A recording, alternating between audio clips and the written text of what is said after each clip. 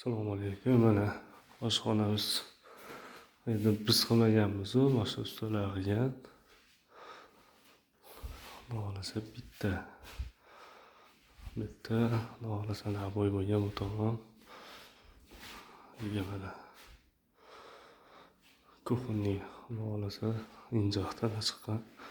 Demakki mana bemalol kichkina oilaviy nonushta, obed qilsa bo'ladi. Mana 5-etajdamiz. Отопление mana oppoq peshin cho'tga qilib. Asli ideyaga gap yo'q. Mana xudo xolasa